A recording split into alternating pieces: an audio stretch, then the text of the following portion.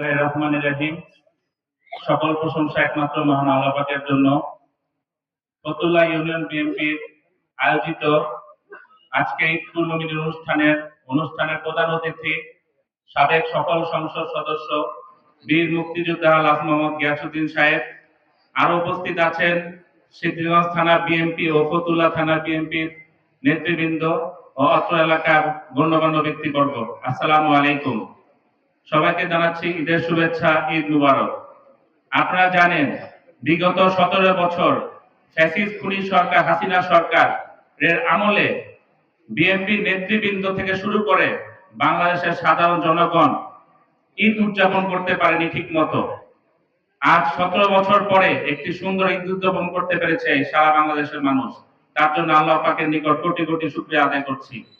আপনারা জানেন 2001 থেকে 6 সাল পর্যন্ত আমাদের সংসদ সদস্য গিয়াসউদ্দিন সাহেব সিদ্ধিরগঞ্জ ফতুল্লায় কি উন্নয়ন করেছে।